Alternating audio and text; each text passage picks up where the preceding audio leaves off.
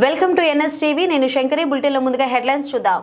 లోక్సభ ఎన్నికల ప్రచారంలో భాగంగా ఈరోజు బెల్లంపల్లి పట్టణంలో నిర్వహించిన ఎన్నికల ప్రచారంలో పెద్దపల్లి పార్లమెంట్ బీజేపీ అభ్యర్థి గోమాసి శ్రీనివాస్తో కలిసి బీజేపీ మంచిర్యాల జిల్లా అధ్యక్షులు రఘునాథ్ వేరేపల్లి ప్రతి షాప్కు వెళ్లి వ్యాపారస్తులను మరియు ప్రజలను కలిసి పెద్దపల్లి పార్లమెంట్లో బీజేపీ అభ్యర్థిని గెలిపించాలని కోరడం జరిగింది. అనంతరం బీజేపీ నాయకులు మరియు కార్యకర్తలతో ఎన్నికల సన్నాహక సమావేశం నిర్వహించడం జరిగింది. ప్రధానమంత్రి నరేంద్ర మోదీ నాయకత్వంలో గత 10 సంవత్సరాలుగా అన్ని రంగాల్లో అభివృద్ధి చెందింది అని మరియు పేద ప్రజల సంక్షేమానికి అనేక పథకాలు అమలు చేసి పేదల అభ్యున్నతికి కృషి చేసిందని రఘునాథ్ అన్నారు. వచ్చే పార్లమెంట్ ఎన్నికల్లో బీజేపీ అభ్యర్థి ఎంపీగా గెలిస్తే మోదీ నాయకత్వంలో ఇక్కడ సమస్యలు పరిష్కారం అవుతాయని తెలిపారు. కుటుంబ పాలన అంతం కావాలని కేసీఆర్ ప్రభుత్వాన్ని ప్రజలు గద్దెదించి మంచిర్యాల జిల్లాలో మరొక కుటుంబం పాలించడానికి చూస్తుందని, మంచిర్యాల జిల్లా నుండి కుటుంబ పాలనను తరిమి కొట్టాలని పిలుపునిచ్చారు. మీరందరూ కూడా అమ్మా దేశాన్ని రక్షించుకోవాలంటే మోడీ కోటేయాలమ్మా. దేశం పరిస్థితి ఇది సెంట్రల్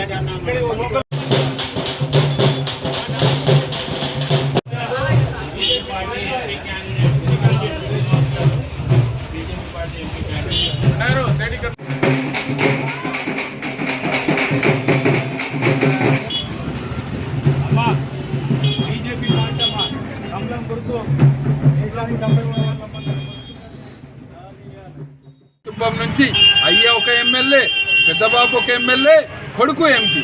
ఇది మన కాంగ్రెస్ పార్టీ అనుసరిస్తున్న ప్రజాస్వామ్యం. ఒకవైపు భారతీయ జనతా పార్టీ నరేంద్ర మోదీ గారి నాయకత్వంలో ఒక వ్యక్తికి ఏదైతే ఇన్ని సంవత్సరాల నుంచి దళితుల కొరకు పోరాటం చేస్తున్న, హక్కుల కొరకు పోరాటం చేస్తున్న వ్యక్తి గోమాస శ్రీనివాస్ గారికి ఈరోజు భారతీయ జనతా పార్టీ టికెట్ ఇవ్వడం జరిగింది. ఈ ఎలక్షన్ దేశ ద్రోహులకును దేశభక్తులకు మధ్య జరుగుతున్న ఎలక్షన్. ఈ ఎలక్షన్ ప్రజాస్వామ్యమును కుటుంబ పాలనకు మధ్యలో జరుగుతున్న ఎలక్షన్. ఈ ఎలక్షన్లలో గోమాస శ్రీనివాస్ గారిని ఆశీర్వదించి మనమందరం కూడా బీజేపీ తరఫున పార్లమెంటుకు పంపితే ఈ ప్రాంతం యొక్క సమస్యలు పరిష్కరించి ఈ ప్రాంతంలో ఇంకా ఎక్కువ అభివృద్ధి చేసే అవకాశం ఉంటుంది. కనుక అందరూ కూడా రాబోయే ఎన్నికల్లో నరేంద్ర మోదీ గారిని ఆశీర్వదించుర్రి, గోమాస శ్రీనివాస్ గారిని ఆశీర్వదించి కమలం పువ్వు గుర్తు కోటేయాల్సిందిగా అందరినీ కోరుతున్నారు. పెద్దపల్లి పార్లమెంట్ అభ్యర్థిగా భారతీయ జనతా పార్టీ ప్రకటన తర్వాత బెల్లంపల్లిలో రెండోసారి నేను రావడం జరిగింది.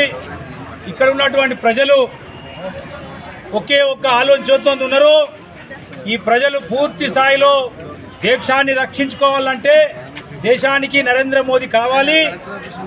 ఆ నరేంద్ర మోదీ గవర్నమెంట్లో ఇక్కడ నుంచి బీజేపీ ఎంపీగా ఉండాలి అన్నటువంటి నిర్ణయం తీసుకున్నట్టు మనకు కనిపిస్తుంది మిత్రులారా.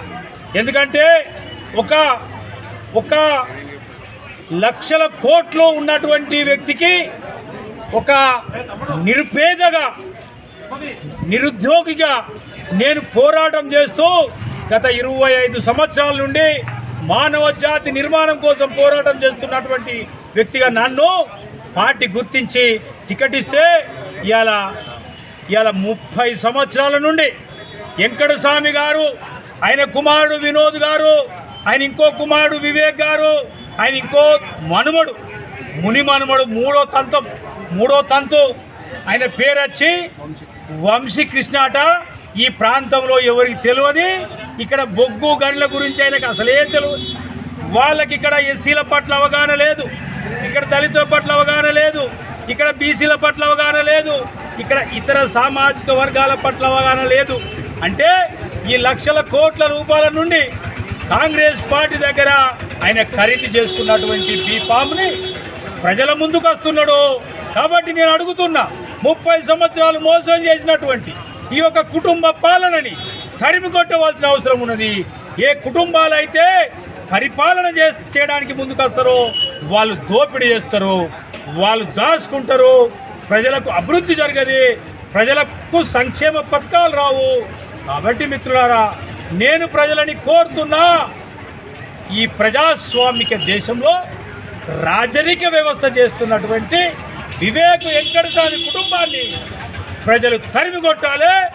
ఇక్కడ బీజేపీ పార్టీని గెలిపించాలని నరేంద్ర మోదీ గారి గవర్నమెంట్లో నేను ఉంటే ఈ ప్రాంత ప్రజల పక్షాన గొంతుకనై కొట్లాడి నేను విపరీతమైనటువంటి అభివృద్ధి చేయడానికి నేను ముందుకు వస్తున్నాను. ఎందుకంటే ఇక్కడ ప్రాపర్గా ఇక్కడ ఉన్నటువంటి వ్యక్తులుగా సింగరేణి సమస్యలు తెలిసిన వ్యక్తిగా, నేను ఇక్కడ కార్మికుల సమస్యలు తెలిసిన వ్యక్తిగా ఈ ప్రాంతాన్ని నేను పూర్తి స్థాయిలో పట్టి పీడిస్తున్నటువంటి దళిద్రాన్ని దూరం చేసి, ఈ దరిద్రాన్ని దూరం చేసి ప్రజాస్వామిక తెలంగాణగా మార్చి నేను ప్రజల సేవకుడుగా ఉంటా కాబట్టి నన్ను ఆశీర్వదించాలని కోరుతూ నేను ప్రజలందరినీ నేను వాళ్లకు మనస్ఫూర్తిగా విజ్ఞప్తి చేస్తున్నా. ప్రజాస్వామ్యాన్ని కాపాడుకుందాం, రాజరిక పాలనని అంతం చేద్దాం, పెద్దపల్లి పార్లమెంటులో ఉన్న ప్రజలకు ప్రజాస్వామ్యాన్ని కల్పిద్దామని కోరుతూ నేను మీ అందరికీ ఒకే మాట చెప్తున్నా. ఇది యుద్ధానికి, ఈ ధర్మ యుద్ధంలో పాండవులం మేము, కౌరవులు వాళ్ళు. కౌరవులకు పాండవులకు జరుగుతున్న ఈ ధర్మ యుద్ధంలో భారతీయ జనతా పార్టీ ఆదరించున్నటువంటి ప్రతి ఓటరు దేశభక్తులు, ప్రతి కార్యకర్త దేశభక్తులు. కాబట్టి ఈ దేశభక్తుల